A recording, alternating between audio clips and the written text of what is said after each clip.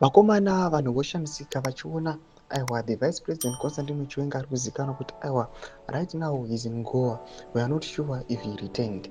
Anoonekwa aiwa akaisa another scarf, vakabvunza vakati so the vice president vasiya the Trabablas scarf, vaane scarf yavo anoti vakaiwana kuIndia here or kuti is his own personal scarf. Sana mera mashuka mudanyogo panapa nibo subscribe wala ikati on the bell ikati timbida panapa vakomana aiwa vechingi vanobuda vachiposta pafacebook page yavo pavanyora chiti damn the Trabablas scarf sezvamuri kuona that picture vaya vanyora vachiti so what's Chiwenga's plan?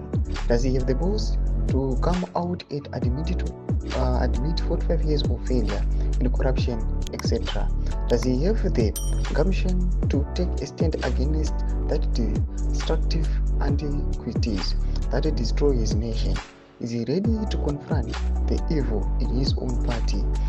And then there is the question of the broken agreement between him and Ngwenya character.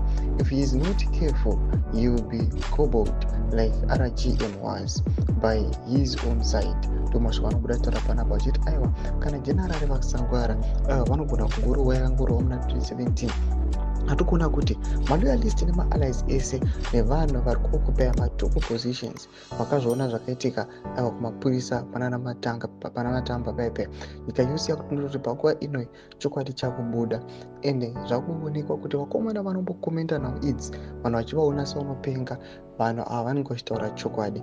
Tudze mafungiro enyu munoti kudii pamusoro pechiitiko ichi. Apinda comment section yedu, so subscribe or like, so on the bell icon.